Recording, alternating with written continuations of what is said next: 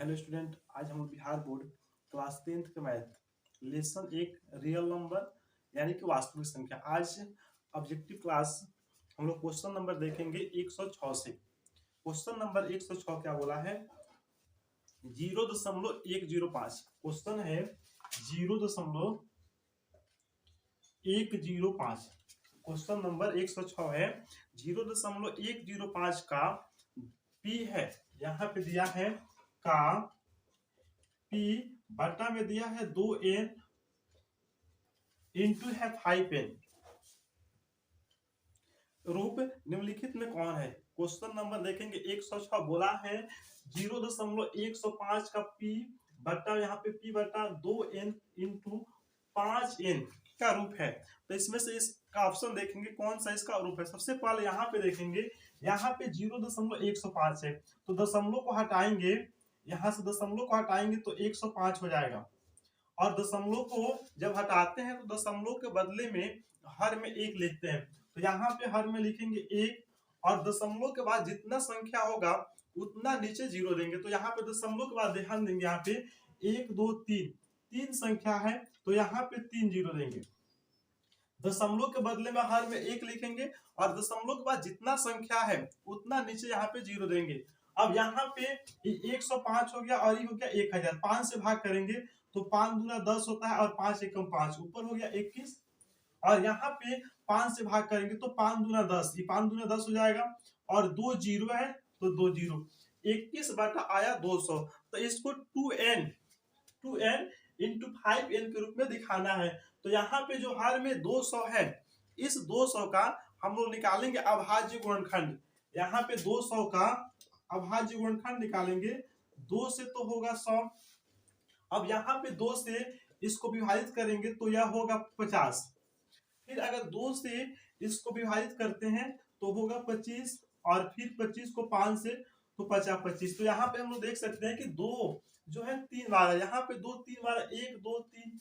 तो इस प्रकार लिख सकते हैं, 21 है तो 21 लिखेंगे, यहाँ पे 2 3 बार है तो 2 का पावर 3 और 5 जो है 2 बार है, 5 2 बार है तो 5 का पावर यहाँ पे लिखेंगे 2, यानी कि इस रूप में है। यहाँ पे क्वेश्चन नंबर देखेंगे 106 का ऑप्शन नंबर बी दिया है 21 बटा 2 का पावर 3 इंटू 5 का पावर 2। तो यहाँ पे इसका सही answer option number B, option number B इसका सही आंसर होगा। अब हम लोग देखेंगे क्वेश्चन नंबर 107। क्वेश्चन नंबर 107 क्या है? निम्नलिखित में कौन परिमेय संख्या है? निम्नलिखित में कौन परिमेय संख्या जो दिया है उसमें से कौन परिमेय संख्या है? तो सबसे पहला इसका ऑप्शन देखेंगे जो 4 प्लस रूट 7 है। ए नंबर ऑप्शन 4 प्लस रूट 7 है। अगर इसका बी नंबर ऑप्शन देखेंगे तो वह क्या है? वह 10 है प्लस रूट 100 है, 10 प्लस रूट 100 है। और सी नंबर इसका ऑप्शन देखेंगे तो सी नंबर है 2 प्लस रूट 3, यहाँ पे लिखेंगे 2 प्लस रूट 3। और इसका डी नंबर ऑप्शन देखेंगे तो वह है 5 प्लस रूट 5, 5 प्लस रूट 5। और प्रश्न बोला है निम्नलिखित में कौन परिमेय संख्या है? परिमेय संख्या वैसी संख्या जो p बटा q के रूप में व्यक्त की जा सके। तो यहाँ पे देखेंगे ऑप्शन नंबर ए, तो यह परिमेय संख्या नहीं है। यह परिमेय संख्या क्यों नहीं है? क्योंकि यहाँ पे जो 4 है वह परिमेय है और रूट 7 क्या है? अपरिमेय है। तो परिमेय और अपरिमेय का जोड़ क्या होता है? अपरिमेय संख्या। तो ये अपरिमेय होगा। यहाँ पे बी नंबर ऑप्शन देखेंगे तो बी नंबर यहाँ पे 10 है। 10 क्या है? 10 एक परिमेय संख्या है, प्लस में रूट 100 है। तो यहाँ पे रूट 100 का वर्गमूल क्या निकलेगा? 10 निकलेगा। तो यहाँ पे सही आंसर इसका ऑप्शन नंबर बी होगा, 10 प्लस रूट 100। यह जो है एक परिमेय संख्या है, क्योंकि यहाँ पे यह परिमेय संख्या है और इसका वर्गमूल निकलेगा तो 10 होगा। और 10 और 10 कितना हो जाएगा? 20, जो कि एक परिमेय संख्या है। अब हम देखेंगे क्वेश्चन नंबर 108। क्वेश्चन नंबर 108 क्या है? निम्नलिखित में किसका दशमलव प्रसार शांत है? यहाँ पे जो ऑप्शन दिया है उसमें से बताना है कि किसका दशमलव प्रसार शांत है।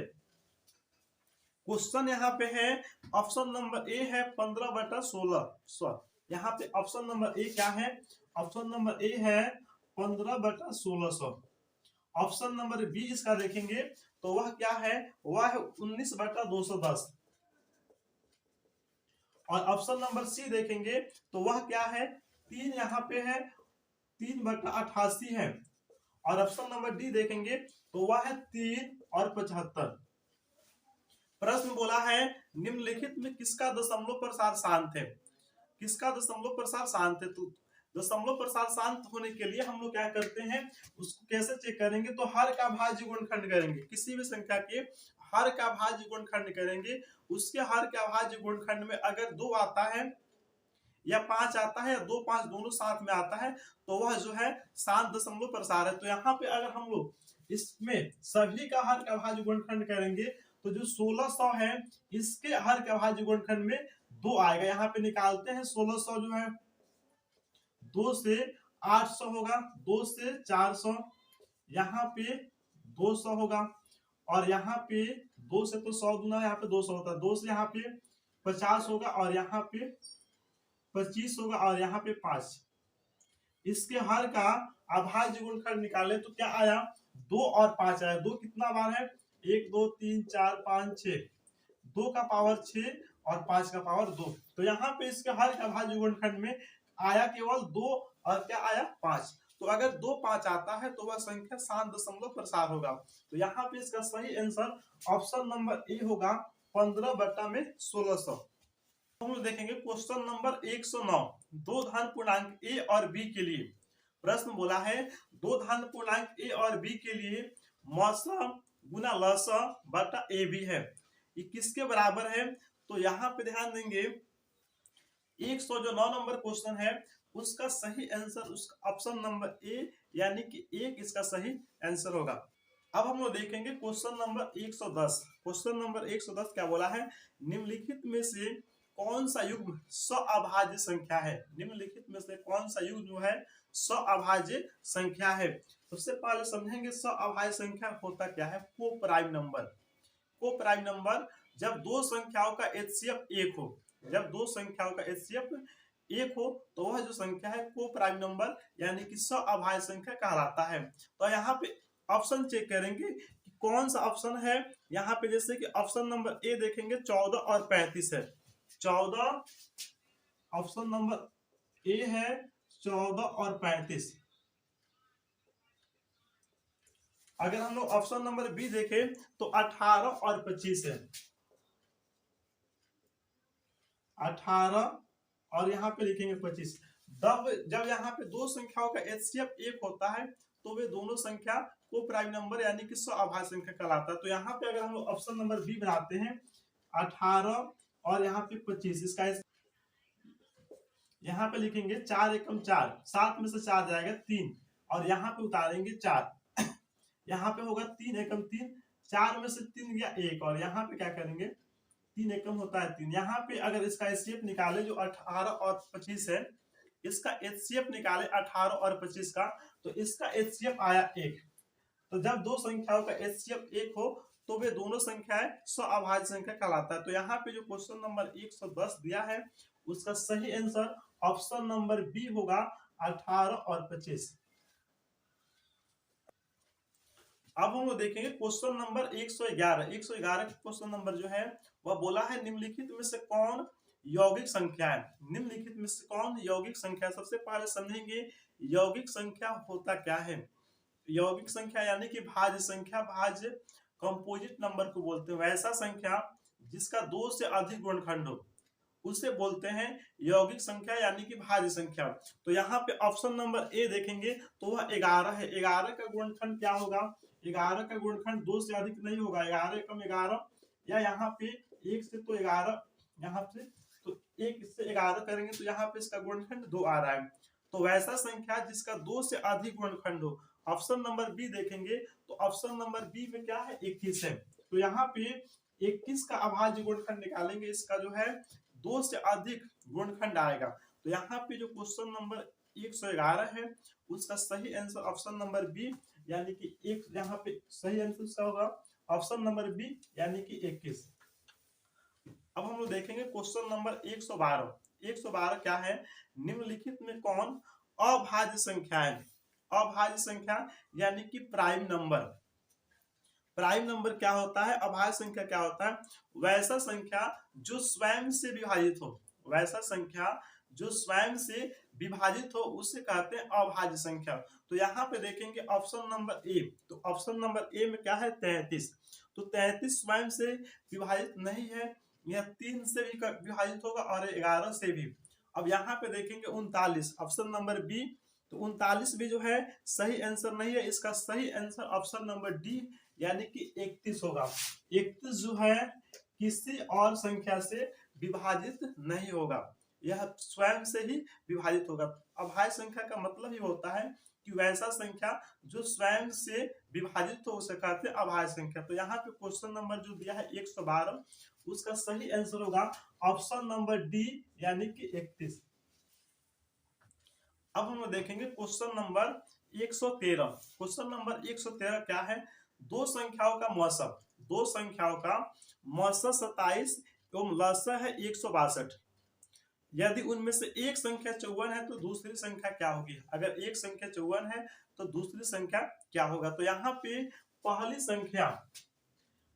संख्या गुना दूसरी संख्या बराबर होता है एचसीएफ, और यहाँ पे होता है एलसीएम। पहली संख्या गुना दूसरी संख्या बराबर होता है एचसीएफ गुना एलसीएम। तो इसमें बोला है दो संख्याओं का मौसा एवं लसा, 27 एवं लसा बोला है 162, और उनमें से एक संख्या 54 है। तो यहाँ पे मानते हैं यहाँ पे पहला जो संख्या है वह 54 है गुना दूसरा संख्या, और एचसीएफ इसमें दिया हुआ है कितना, इसमें 27 है। तो यहाँ पर लिखेंगे 27 और एलसीएम है 162, तो यहाँ पे लिखेंगे 162। पहली संख्या गुना दूसरी संख्या बराबर होता है एचसीएफ गुना एलसीएम। यहाँ पे पहला संख्या दिया है 54, तो यहाँ पे 54 लिखे, दूसरा संख्या ज्ञात करना है। एचसीएफ दिया है 27 गुना है तो लिखेंगे, और एलसीएम दिया है 162। अब यहाँ जो 54 और यहाँ पे दूसरा संख्या है, दोनों के बीच गुना का संबंध है, और जब गुना बराबर को उधर जाता है तो वह भाग होता है, भाग बन जाता है। तो यहाँ पर लिखेंगे दूसरा संख्या बराबर इस 27, यहाँ पे लिखेंगे 162, और गुना बराबर किधर आएगा तो क्या होगा, ये होगा भाग। तो 27 दूना होता है 54, दूसरी संख्या बराबर 2 से भाग करेंगे 162 में, तो 8 दूना होता है 16, और 2 एकम होता है 2। तो यहाँ पे इसका सही आंसर क्या आया 81। अब यहाँ पे क्वेश्चन नंबर जो 113 है उसका सही आंसर ऑप्शन नंबर डी है, यानी कि इसका सही आंसर 81 होगा। अब हम लोग देखेंगे क्वेश्चन नंबर 114। क्वेश्चन नंबर 114 क्या है, 12, 15 एवं 21 का मौसा क्या होगा। 12, 15 और 21 का मौसा क्या होगा। तो यहाँ पे हम लोग जानेंगे, अब व्यक्ति में अगर मौसा निकालने के लिए आता है तो क्या करेंगे। सबसे पहले इसमें क्या करेंगे, देखेंगे सबसे छोटा और सबसे यहाँ पे छोटा और उससे बड़ा संख्या, तो 12 है, 12 से अधिक क्या है 15 है, तो क्या करेंगे ज्यादा में से कम घटाएंगे। तो ज्यादा है 15, इसमें से 12 घटाएंगे तो क्या बचेगा 3। अब जो संख्या प्राप्त हो रहा है घटाने के बाद जो संख्या प्राप्त होगा उस संख्या से भाग देके चेक करेंगे। 3 चौका 12, 3 पचे 15, 3 सते 21। अगर जो संख्या दिया है वह सभी संख्या घटाने के बाद जो संख्या प्राप्त होता है उस संख्या से अगर सभी संख्या विभाजित हो जाता है तो वही उसका मौसा होगा। तो यहाँ पे 12, 15 और 21 का मौसा कितना होगा 3।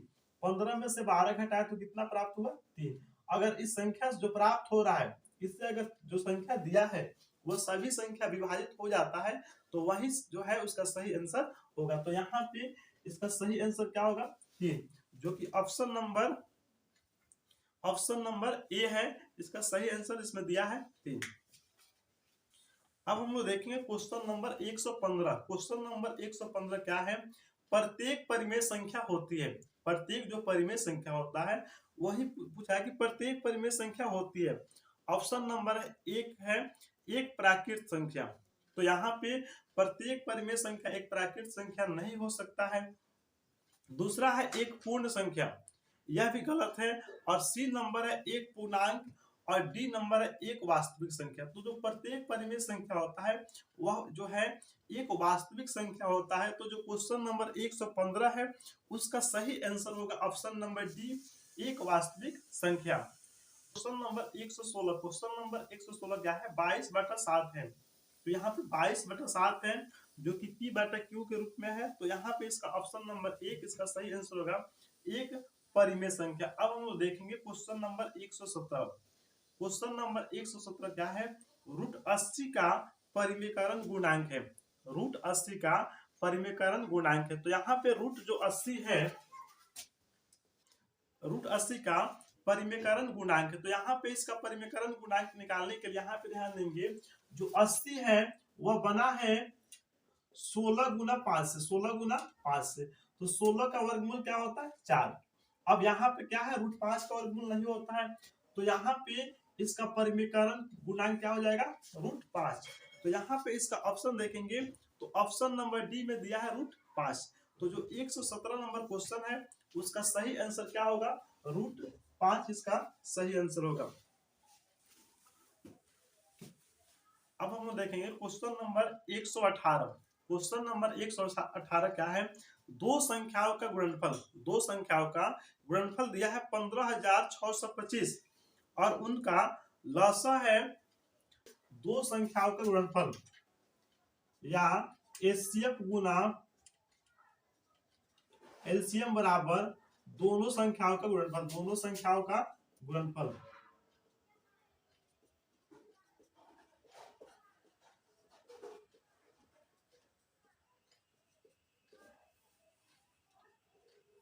एचसीएफ गुना एलसीएम बराबर होता है दोनों संख्याओं का गुणनफल। तो यहाँ पे इसमें दिया है लॉस ऑफ 25 है, एचसीएफ निकालना है, एचसीएफ के बारे में जानकारी नहीं है, लेकिन लॉस कितना दिया है 25 और दोनों संख्याओं का गुणनफल दिया है 15,625। तो यहाँ पे लिखेंगे 15,625। अब यहाँ पे दोनों गुना में है, यहाँ पे एचसीएफ गुना यहाँ पे कितना है 25 है और गुना बराबर उधर जाएगा तो भाग होगा। यहाँ पे लिखेंगे एचसीएफ बराबर, यहाँ पे लिखेंगे जो 15,625 है और यहाँ पे आएगा भाग में क्या 25।